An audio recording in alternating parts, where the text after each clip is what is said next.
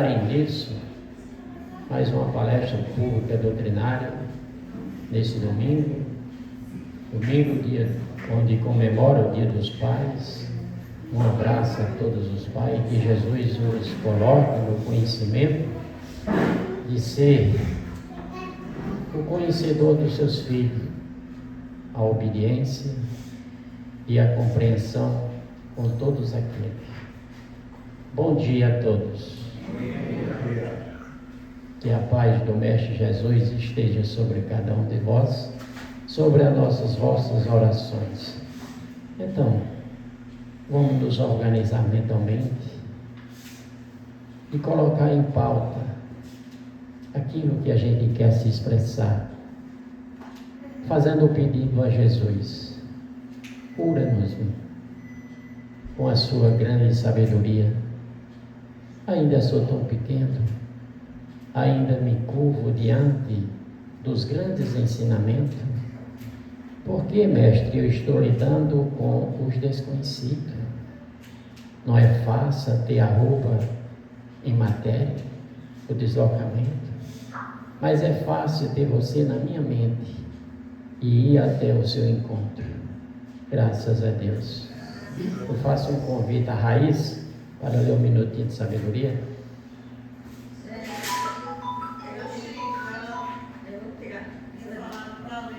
Conhece aí? Então, desculpa, Raiz.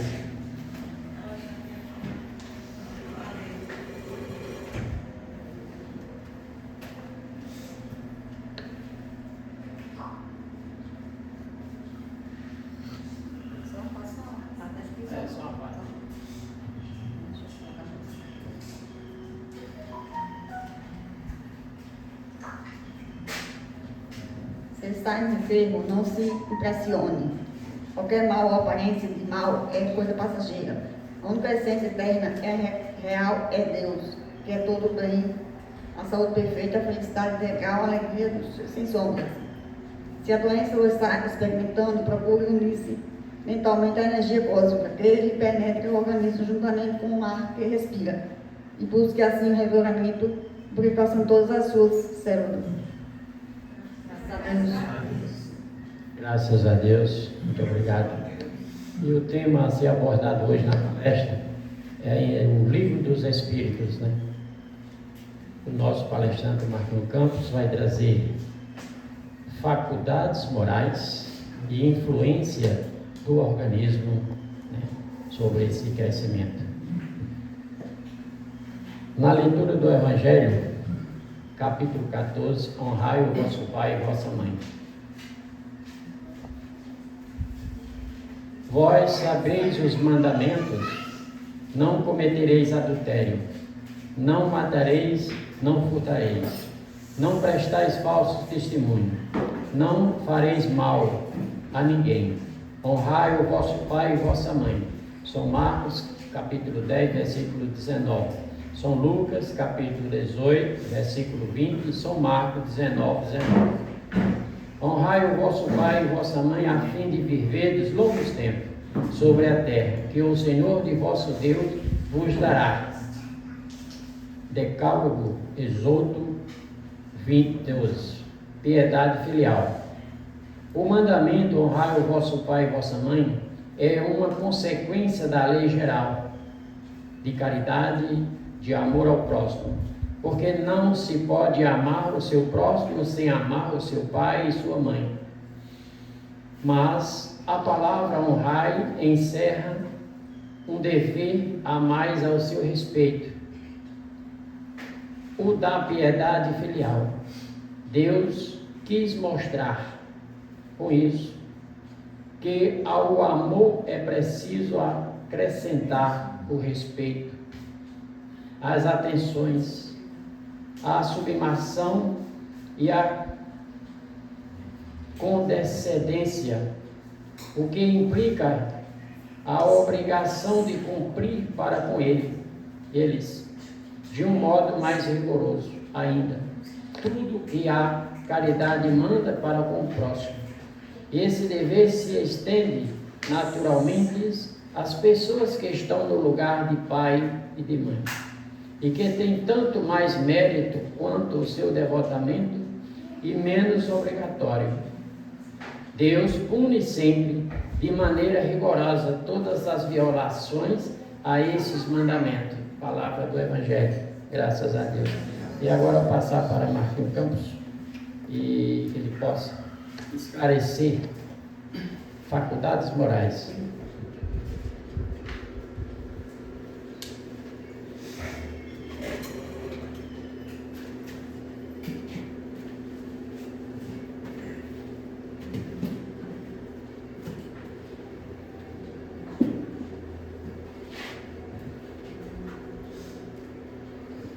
Vamos lá então.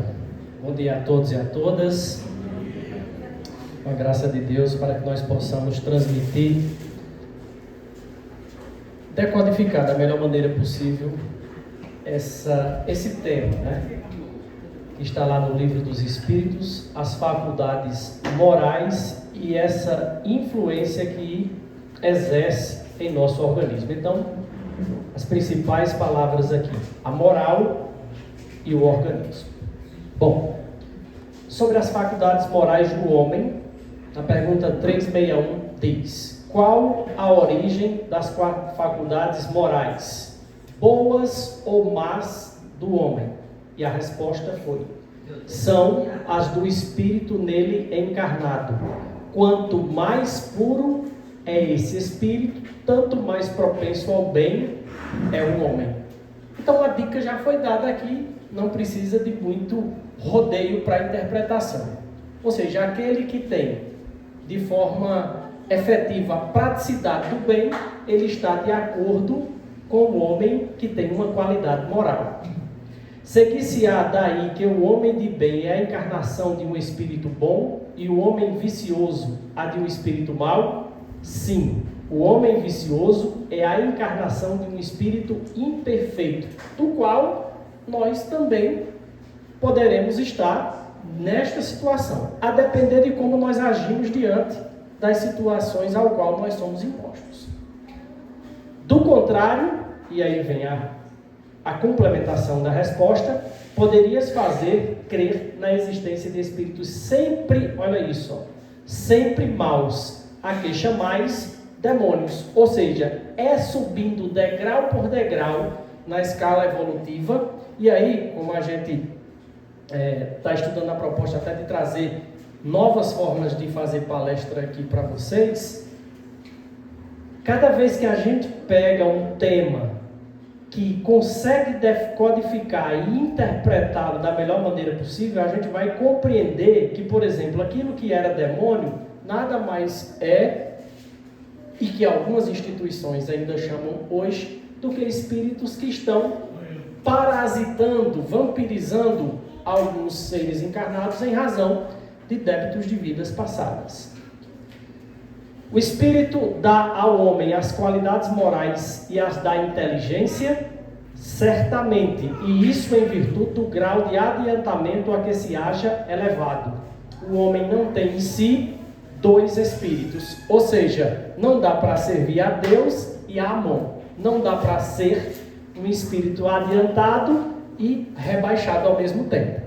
E essa, ou esse, é o grande desafio pelo qual nós precisamos encarar. Por que é que alguns homens muito inteligentes, o que constitui indício de superioridade, são ao mesmo tempo profundamente viciosos? Opa, como é que pode ser inteligente e vicioso? Vocês vão entender também quando eu passar por esse último processo de perguntas, e aí eu tentei trazer exemplos do nosso cotidiano. Resposta é que não são ainda bastante puros. O mundo dos puros, a gente já tratou disso em outros momentos aqui, trazendo uma pirâmide, mostrando do grau menos para o mais adiantado. Então, esses espíritos que ainda não são puros, encarnados nesses homens, e cedem à influência de espíritos piores. Esse ato aqui de ceder, o verbo aqui ceder, pode estar relacionado à abertura que a gente dá a que espíritos possam se apossar de nós, mesmo sem que nós a percebamos, e fazer de nós instrumentos deles, tipo marionete. Ou seja, a gente vê muito na reunião mediúnica, né? De espírito dizer, não, mas eu não fui para perto dele porque eu quis, não, foi ele que me chamou. Tem muito isso, né? Ou seja, é o pensamento que acaba por ligar o interruptor, que puxa aquele espírito para que ele venha obsediar. Em muitos casos assim é o que acontece. O espírito progride em marcha ascendente, aquilo que a gente tinha falado. Durante um período ele pode adiantar em ciência, durante outro em moralidade. Me lembrei novamente, deixa eu ver. Pronto, Rafael, quando trouxe esse exemplo, eu vou trazer sempre, viu, Rafael? Aquela imagem de várias existências que você explicou aqui. E corrobora muito aquele pensamento com esse. Ou seja, eu posso vir nessa existência como cientista, em outra com um adiantamento moral. Parece que nós estamos aqui parecendo atores, atrizes que incorporam um personagem. Que deve pensar da opinião dos que pretendem que as diferentes faculdades intelectuais e morais do homem resultam da encarnação nele de outros tantos espíritos. Resposta: para progredir, precisa de uma vontade única. Queixar-se a miúde, o homem, de não compreender certas coisas. No entanto, curioso é ver-se como multiplica as dificuldades quando tem ao seu alcance uma explicação muito simples e natural. Ou seja, compreender as nuances do universo. Por que a gente está aqui? Por que a gente sofre? Porque a gente vinha conversando hoje, ela dizendo, só o Espiritismo para explicar uma criança que mal nasce e já pode ser detectado com doença grave, né? Quer seja congênita, quer seja um câncer, por exemplo, ou de leucemia, que é muito pertinente, e vai explicar como. Se não, com o retrovisor da vida, tentando compreender, por exemplo, aquele que não colocou sua moral em primeiro plano em vidas passadas. Bom, aqui eu trago um dos caras que eu sou fã de carteirinha, e ele dedicou sua vida a entender do micro ao macrocosmo. Albert Einstein, cientista da teoria da relatividade, que justificou de forma matemática a explicação de como o universo se movimenta, como a energia se comporta e, quiçá, como o pensamento é capaz de alterar a forma da matéria e dos elétrons. E ele teve, ao longo de sua vida, com muitas pesquisas, que chegaram a uma conclusão que é muito, se não a pergunta mais difícil de encontrar resposta. Está aqui, O que era que ele pretendia? Conhecer os pensamentos de Deus. Por quê? O resto é detalhe. E é. Porque quem conhece, quem entende a essência divina, que vivencia de forma efetiva mesmo, não busca mais os, digamos entre aspas, os prazeres do ego, que são vários. E compreender isso é o detalhe que mais fez com que ele investigasse o universo. E não interessa se uma galáxia tão distante daqui ou se um copo com água, as leis que ele descobriu regem na mesma direção. Ressonância magnética. Se alguém aqui nunca fez, conhece alguém que já fez. Robótica. Está aqui, Aqui a gente tem alguém que está lá tentando investigar de forma mais incisiva, por exemplo, algum tipo de doença que por exames típicos como os mais simples não conseguiram. E aqui a gente tem uma cirurgia utilizando um robô onde o paciente está aqui com vários braços mecânicos e o médico manipulando aqui e daqui vai para lá para fazer a cirurgia. Com a menor incisão possível, com uma rapidez na recuperação do paciente. Isso é tecnologia voltada para o bem. Veja bem, a medicina do futuro, como diz uma pessoa que eu gosto muito dele, que é o Paulo César Frutuoso, quando o paciente chegar para fazer uma consulta, não vai mais precisar nem disso aqui. Ele vai olhar e, como um médium, ele vai traçar um holograma no espaço que vai servir como um mapa que a ressonância fornece para que o diagnóstico seja feito.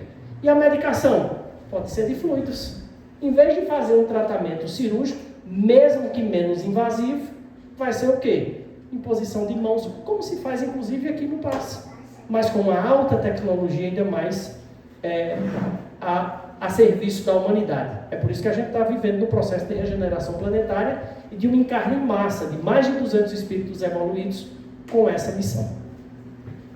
Inclusive Joana de Ângeles, não sei se já encarnou, mas ela própria disse que dado o desencarne de Divaldo, ela haveria de vir para cá.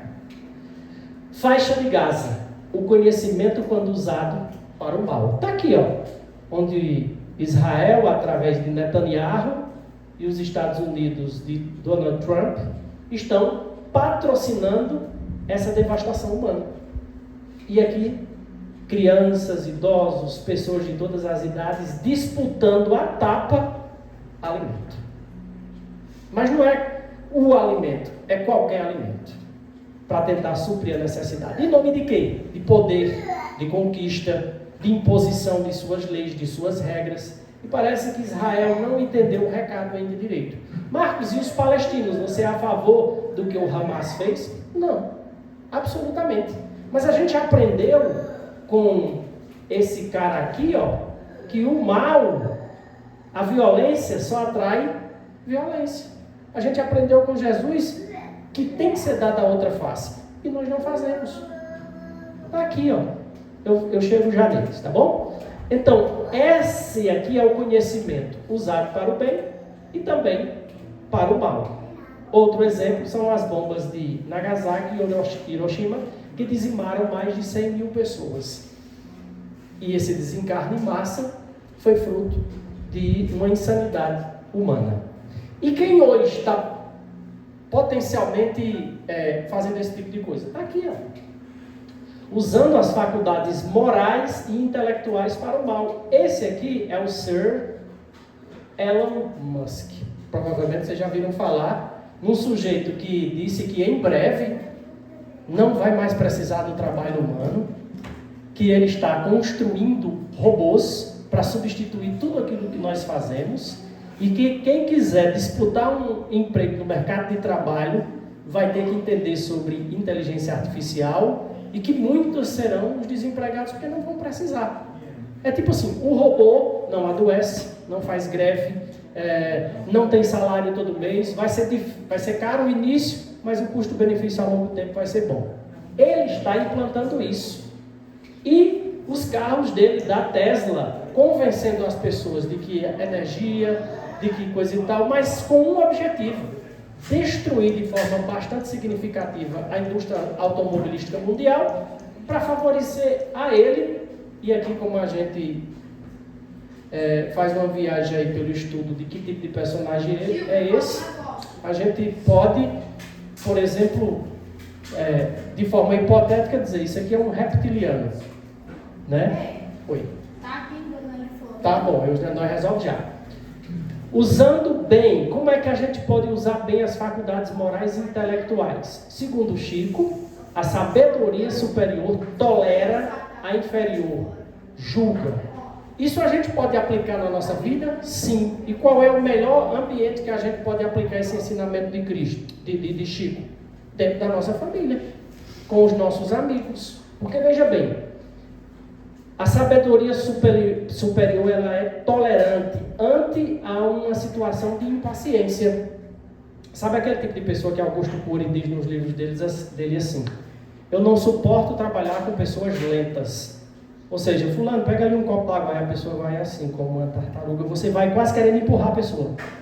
Mas é porque cada um é de um jeito. A gente tem que ter paciência, porque como a gente aprende o Evangelho, e é isso que é mais cobrado da gente, é que a gente pratique. Não adianta a gente exigir de quem não tem. Você não tem como exigir que alguém fale inglês sem ele conhecer a língua. Não dá para exigir quem tem paciência se ele não tem. Essa pessoa está sendo colocada diante de você para que a paciência seja testada em você.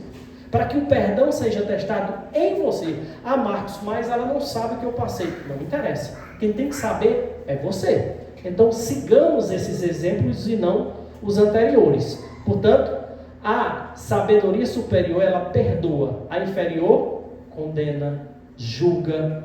Tem coisas que o coração só fala para quem sabe escutar. Ou seja, não adianta jogar a palavra ao vento, porque vai ser perdido. Com relação a Mahatma Gandhi, o fraco jamais perdoa. O perdão é uma das características do forte. Então, que sejamos nós fortes, porque também a gente já foi fraco. Quantas vezes a gente só fala de perdão e não perdoa? Incluamos nós nesse conceito. Porque não adianta olhar para o outro se nós não somos o modelo. Existe um modelo para todo geral que é Cristo, que esses aí seguiram muito bem. E nós? A nossa reforma moral, a nossa reforma íntima, ela começa quando? No instante que a gente decidir que tem que começar. Não deve ser como uma dieta que a gente diz, eu vou começar segunda, aí quando é hoje, como, aí amanhã, não vou começar hoje não, só na outra segunda. Ela tem que começar agora, nesse instante. Irmã Dulce, as pessoas que espalham amor não têm tempo nem disposição para jogar pedras. Então, é isso que a gente deve efetivamente aprender de verdade e praticar. Sobre agora a influência no organismo. Unindo-se ao corpo, o espírito se identifica com a matéria. A matéria é apenas o envolto do espírito. Com o vestuário é o do corpo, unindo-se a este.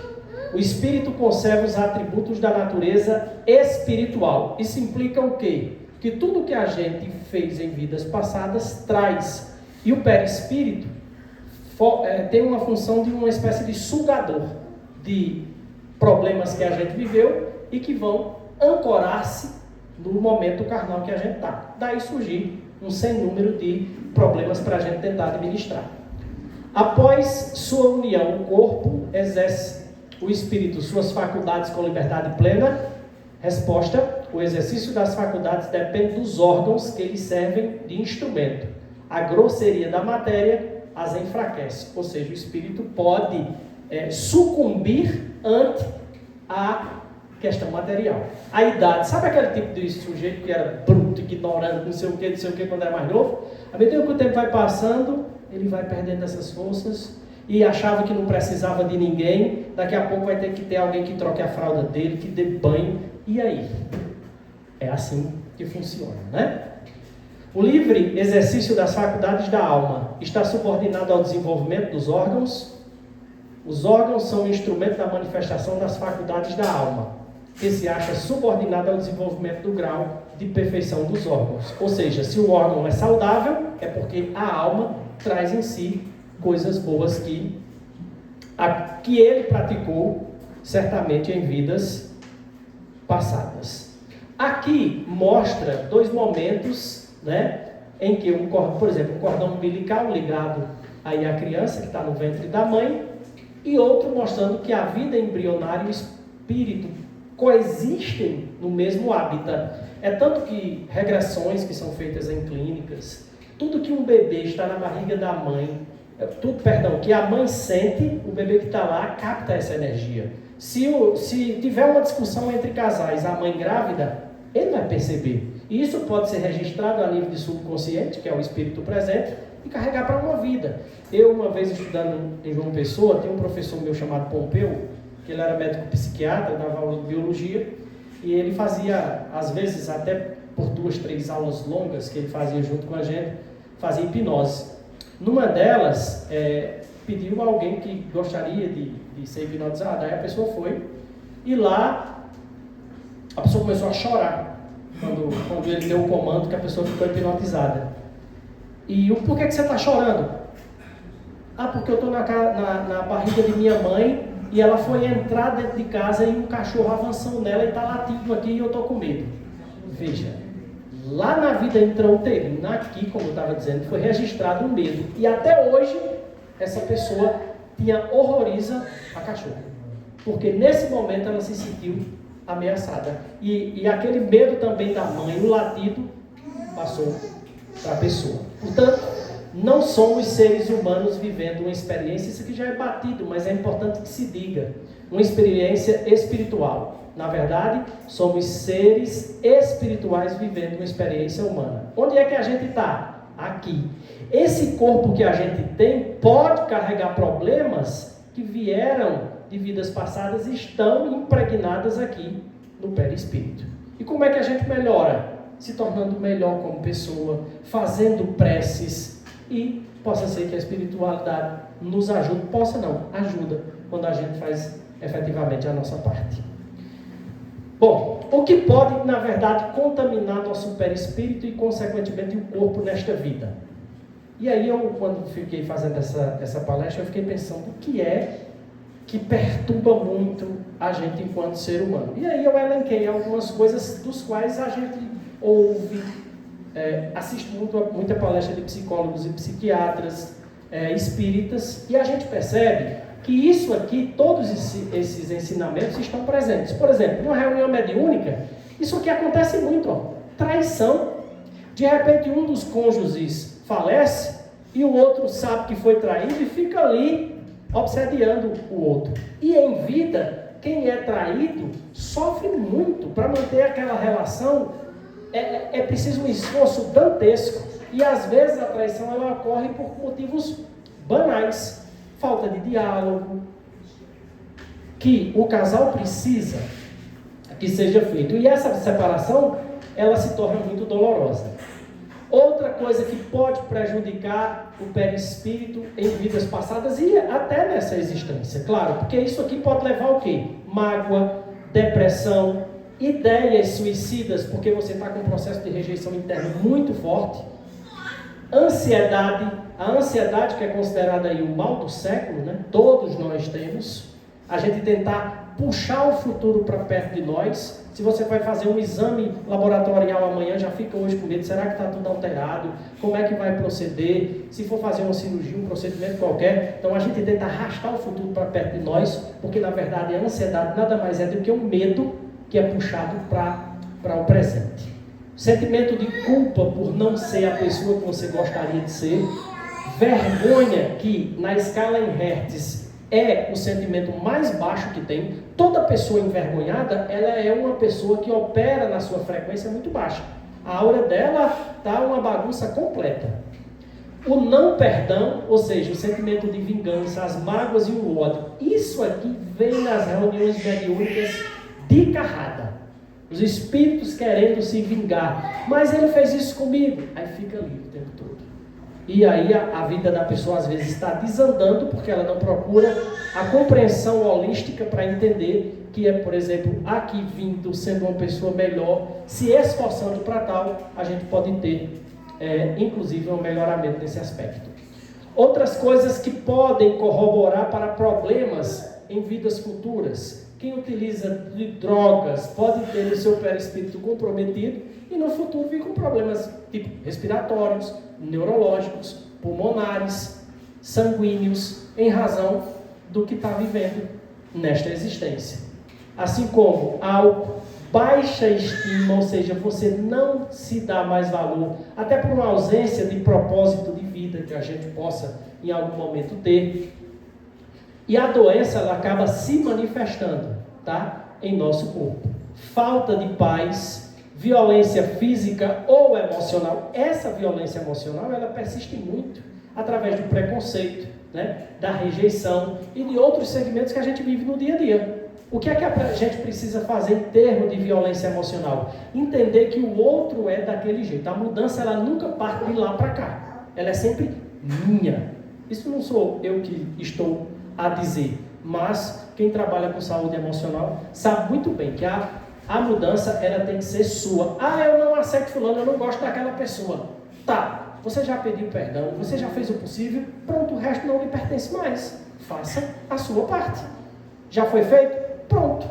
Não dá para tentar remediar o tempo todo remoendo, ressurgindo problemas emocionais para querer que o outro se aproxime de você como foi. Se isso acontecer, melhor ainda. Se não, pode vir como eu já fiz em vida, mostrando aqui. Um slide onde gêmeos siameses, tem provas disso, de que os rivais muito fortes de vidas passadas vêm ali, um colado no outro, e tem deles que vem cabeça com cabeça bem pertinho para dizer, dessa vez não deu certo, né? E não dá. Até a gente entender que tem que perdoar. Portanto, traumas de vidas passadas nós escolhemos aqui e agora. E o corpo? Tem alguma repercussão disso? Sim. O corpo ele fala através das emoções. Então, determinados órgãos e sistemas do nosso corpo, eles carregam uma linguagem que, de certa forma, ela contribui para que a gente possa entender a dor que a gente sente ou o problema que a gente sente está acontecendo em razão de quê? Vamos lá. Dor de cabeça tem tudo a ver ou não com preocupação. Quem já tem aqui filho, hoje é dia dos pais, né? Filho ou filha que foi estudar fora, teve que ir, sei lá, para João Pessoa ou para outra cidade, ou teve que trabalhar, foi embora. Como é que faz?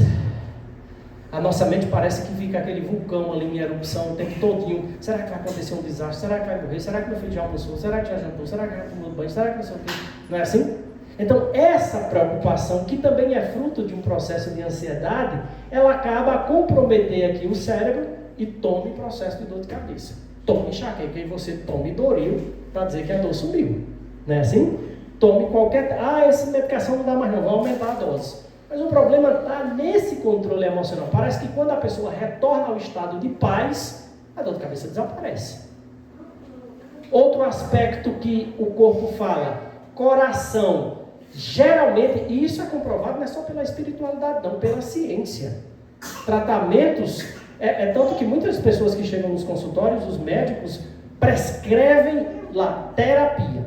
Vá para terapia. Vamos resolver isso aqui, mas vamos colocar uma civastatina aqui, vamos colocar o tal, para ir tentar dando uma resolvida. Aí depois faz o desmame e deixa só a terapia, porque a gente não tem que tratar o problema, você tem que tratar o que causou o problema, tá? Então, no coração, problemas de arritmia, problemas de qualquer ordem, está relacionado à mágoa e ao estresse. Marcos, quer dizer, se eu não perdoar, vai atingir meu coração? É o que dizem e provam. E aí, você vai continuar assim?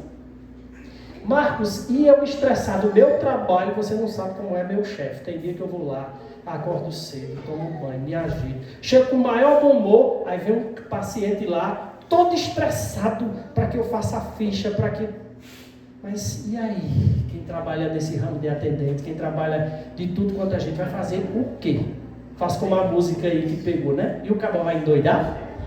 Não dá para endoidar. Tem que tentar fazer com um descarrego. Meu filho, vá com o seu problema, não dê aqui. Vai doer, não é fácil? Não. Mas se você não faz isso, uma onda de hormônios como o cortisol vão invadir sua corrente sanguínea e vai causar problema. Pulmão. Quem carregar tristeza por a morte de um ente querido, por uma separação, por qualquer que seja o problema, aí pode aparecer um problemazinho no pulmão.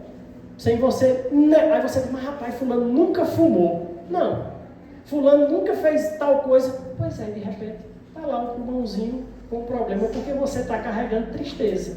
Por não ter conseguido, sei lá, passar no concurso que devia, por não ter ficado com a pessoa que desejava, por não ter. Então, precisamos repaginar nossa vida ante a todos esses conceitos. Fígado. Raiva. Quem tiver aí qualquer probleminha no fígado, desde uma esteatose simples a qualquer outra coisa, faça a dieta, faça atividade física, mas revise os pensamentos. Porque não está vinculado apenas a estes outros itens que eu disse. Está também. Porém, uma raiva manifesta e ativada sempre, ela faz com que os hepatócitos possam sofrer devido a essa energia de raiva que está sendo destilada no nosso corpo sobre outra pessoa. O próprio Cristo disse, amai o outro como a si mesmo. E aí vai, os rins, para quem carrega medo, a pele, autonegligência, os olhos, para quem tem problemas nos olhos, é a ilusão, não consegue mais aceitar, ver. Sabe aquele tipo de pessoa que não quer ver o que está vendo? De repente não usava óculos, vai usar, e se já usava, aumenta o grau, mas é porque não gosta do que está vendo. Garganta é aquela coisa, né, que todos nós já fizemos isso, engolir os sapos da vida, ou seja, tem que engolir aquela pessoa do jeito que ela é. Estômago, autocobrança e angústia. Pâncreas, quem tem aí candidato a ser diabético ou já é. derrota e frustração.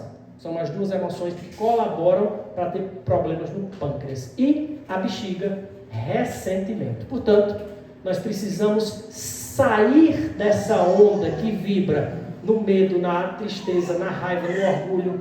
A partir da coragem, eu mudo de 200 Hz para cima, buscando a minha paz, alegria, amor, razão, aceitação e neutralidade. Quando o que o outro diz de mim não é o que eu sou, eu vou me preocupar para quê? E se você faz isso, essa neutralidade já te coloca no patamar de ascensão nos níveis mais elevados de consciência. Vamos colocar um videozinho agora? Ainda por um pouco, estou convosco. Um novo mandamento vos dou: que vos ameis uns aos outros como eu vos amei a vós, que também vós uns aos outros vos ameis. Nisto todos conhecerão que sois meus discípulos, se vos amardes uns aos outros.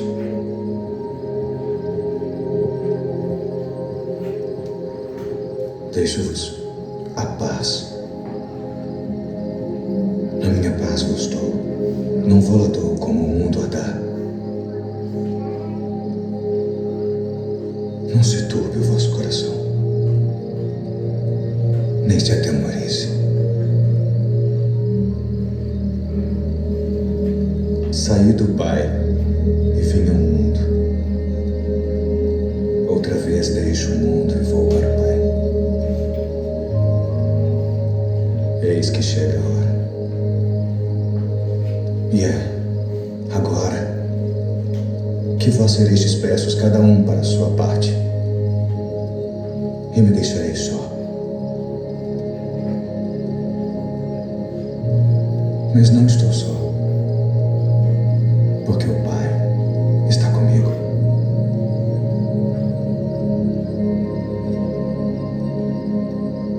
Tenho-vos dito isto para que em mim tenhais paz. No mundo tereis aflições, mas tende bom ânimo.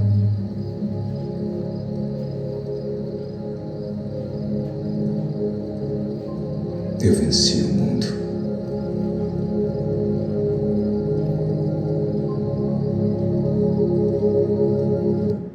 É um bom consolo, né? Tem de bom ânimo. Quando ele diz eu venci o mundo, é porque ele passou. Jesus teve ansiedade, Jesus teve medo, teve um monte de coisa, porque ele vivenciou a vida humana, embora sendo o ser que emanava tanta luz. A gente sabe muito bem o que é certo e o que é errado. Tudo é escolha, e o professor está ensinando que a gente possa aprender mais que isso, praticar. Nesse item A, porque tudo aqui já foi efetivamente dito, ele diz o seguinte: dever-se-á deduzir que a diversidade das aptidões entre os homens deriva unicamente do espírito. Aí ele diz: o princípio reside nas qualidades dos espíritos, que se pode ser mais ou menos adiantado. Ele traz certas predisposições e cada uma corresponde no cérebro um órgão. Olha aí a influência do perispírito. Admitir que os gênios só o são porque o acaso lhes deu os órgãos especiais. Sem esses órgãos não poderiam ter sido gênios.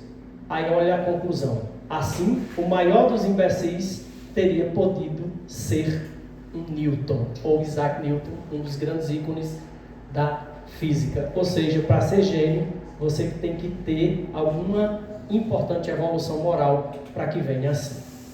Aqui a gente percebe, e essas imagens certamente já apareceram em outros momentos, como a gente vai evoluindo na graduação espiritual. As vidas que a gente vai ter, tanto fazendo maldades quanto fazendo coisas boas. Então a gente precisa, como disse Cristo, nascer de novo. Significa renovar-se. Marcos, só vou nascer de novo quando eu morrer nessa vida? Não.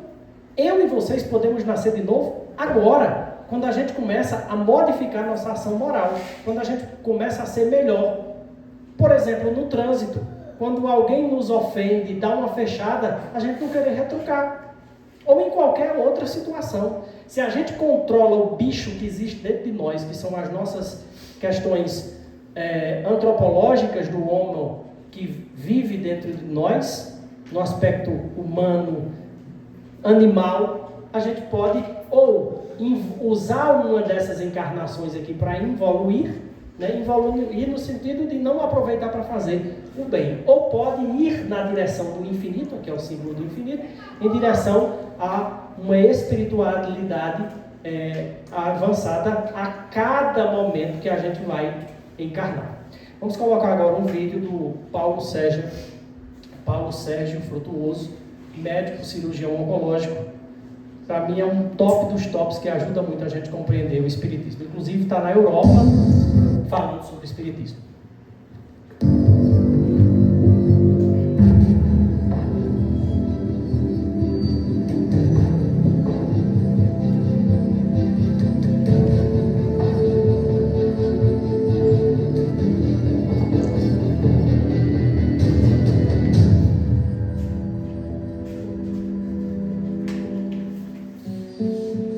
Olha, eu gostaria de transmitir as minhas convicções pessoais a todos que estivessem me vendo, me ouvindo. Eu estava, certa vez, numa reunião, em que entrou uma jovem de 33 anos, completamente deformada, numa cadeira de rodas, que era empurrada pela mãe. A mãe tranquila, conformada. Muito bem. Aquele quadro me chocou um pouco. Estava nesse dia os enfermos do Lar de Frei Luiz, entidade, instituição ao qual pertenço, sendo atendidos pelo médico alemão Frederic von Stein, super incorporado no médium Gilberto Arruda. Entenda a super incorporação como um processo superior à incorporação. Pode ser chamado de outra forma, encarnação mediúnica. O espírito toma conta completa do aparelho físico mediúnico. Muito bem. E quando essa menina entrou na cadeira de rodas, empurrada pela mãe, o Frederic, próximo de mim, fez o seguinte comentário: vamos sério, veja o que nós fazíamos na Inquisição. O grupo de Frei Luiz é oriundo da Inquisição. E aí eu perguntei: Frederico, o que nós fazíamos? Essa jovem era uma das nossas auxiliares no manuseio dos instrumentos de tortura inquisitoriais.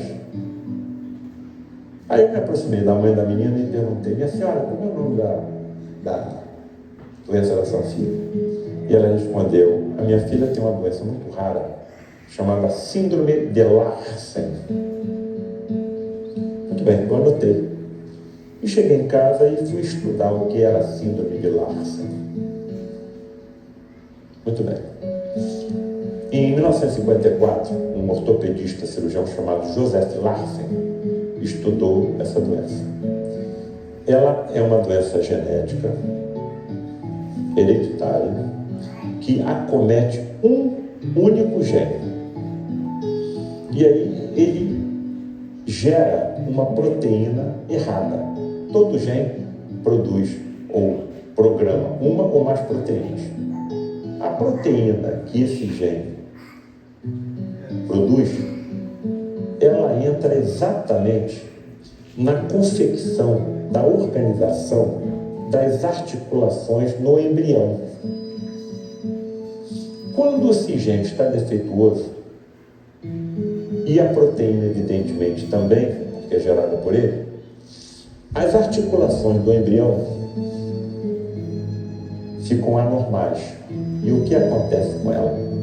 Se soltam, luxam, sofrem desarticulações espontâneas, sem trauma, ainda na vida intrauterina e que se prolonga pela vida pós-uterina. É uma doença que não tem cura. Ela tem tratamento, mas não tem cura. Muito bem. Deslocamentos das juntas articulares. E aí eu dei mais um passo nesse estudo que eu estava fazendo. Eu fui estudar as lesões causadas pelos instrumentos de tortura da Inquisição. Com a roda que eles colocavam o indivíduo uma roda e puxava os pés para cá e a mão para lá. Estralado e vários outros. E fiquei estarrecido em perceber que as lesões causadas pelos instrumentos de tortura inquisitoriais eram exatamente iguais às causadas pela síndrome de Larsen.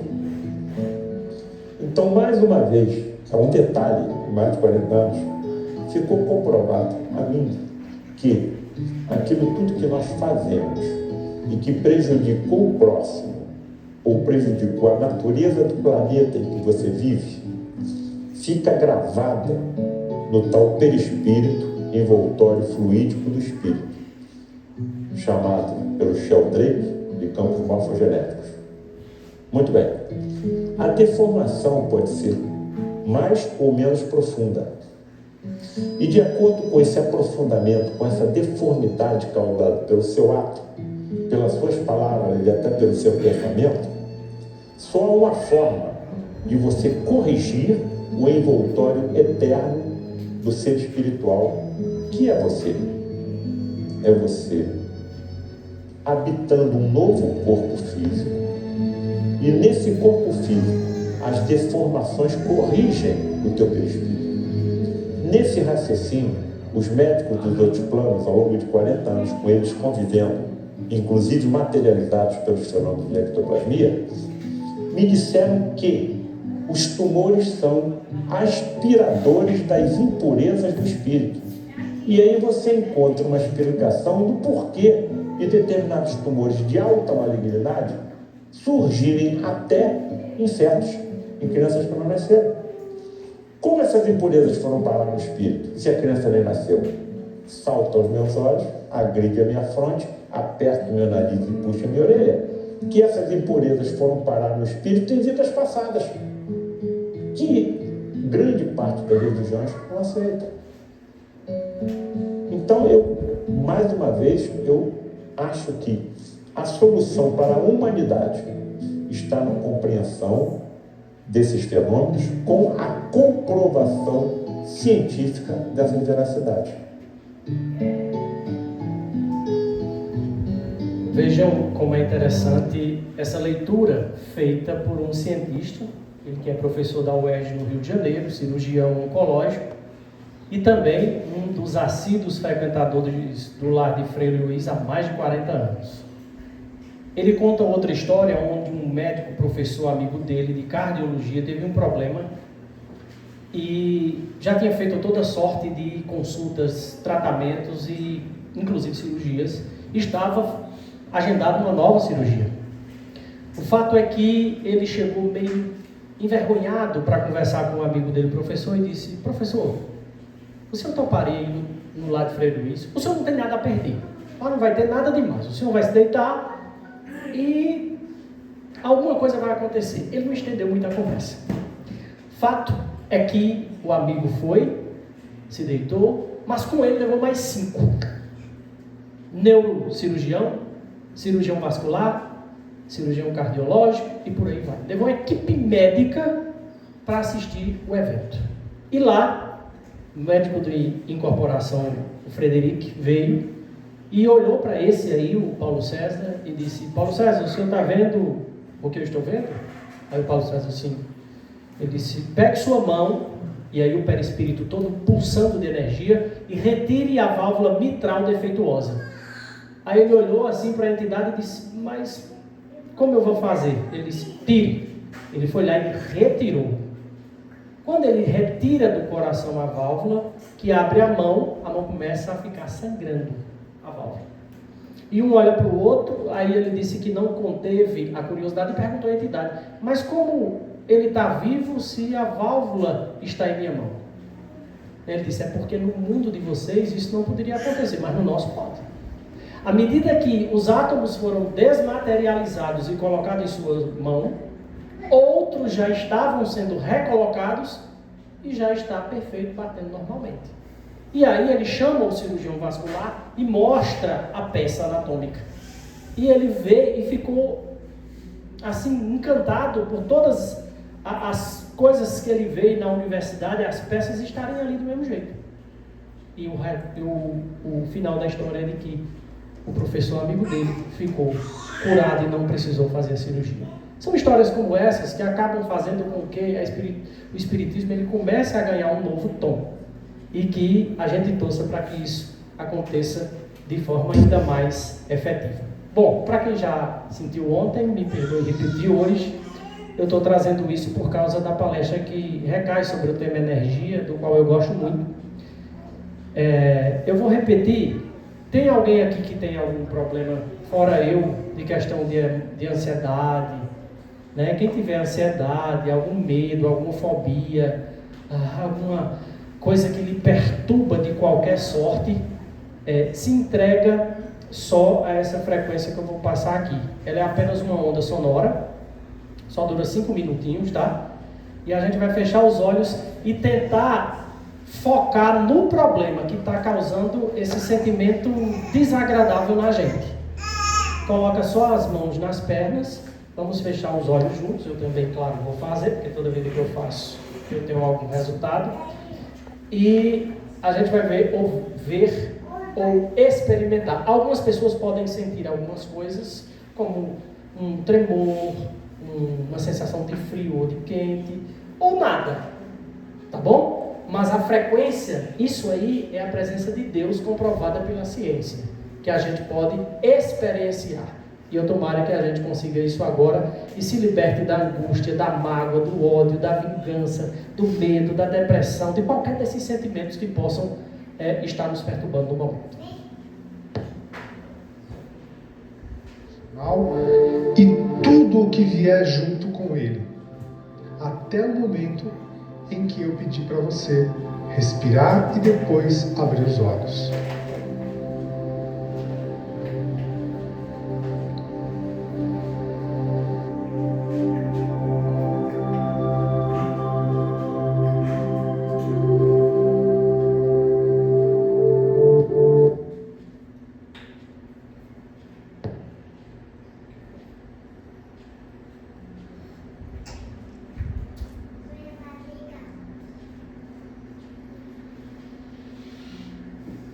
Gente, aconteceu um problema, acho que foi na internet aqui, porque esse vídeo não está baixado, porque ele é de uma plataforma que eu assino, e daí...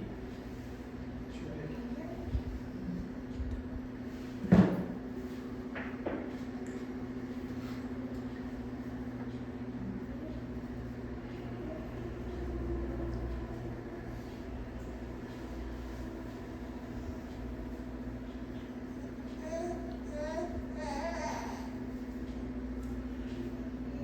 Se alguém tiver linkado aí no link daqui, puder desativar, possa ser que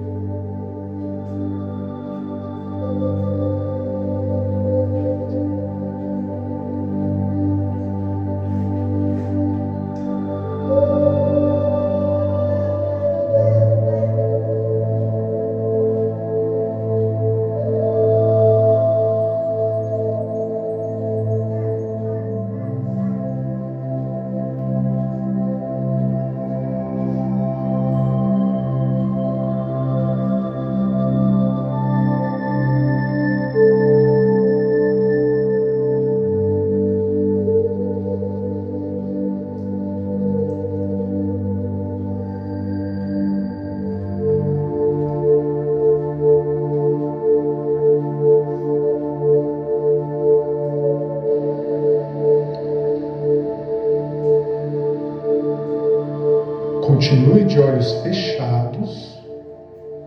E agora nós vamos fazer 3 inspirações pelo nariz, bem profunda, enchendo todo o abdômen de ar. E soltando agora lentamente pelo nariz. Coloque toda a sua atenção no ar saindo do nariz.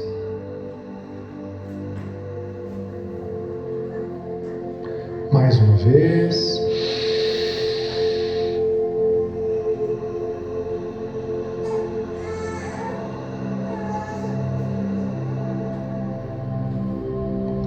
Última vez.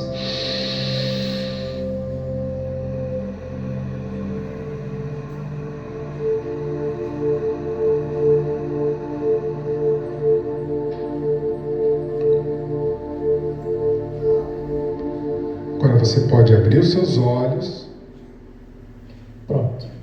Eu trouxe esse experimento porque eu faço e eu, particularmente, eu sinto que acontece algumas coisas no corpo físico da gente. Não sei se alguém aqui deu para perceber.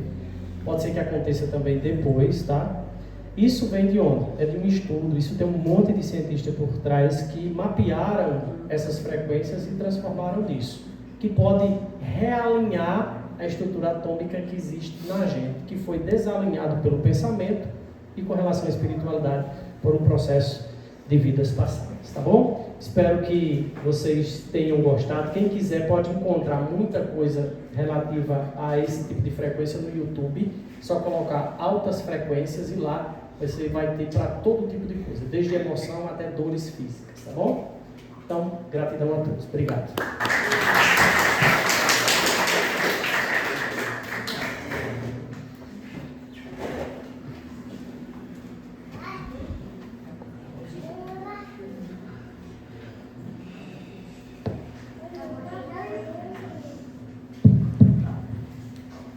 Então vamos fazer uma pausa. Vou convidar aqui um pai novo, João Cipó, para fazer a prece final.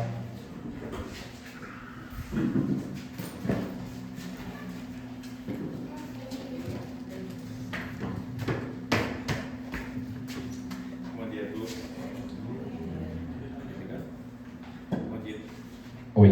Bom dia a todos.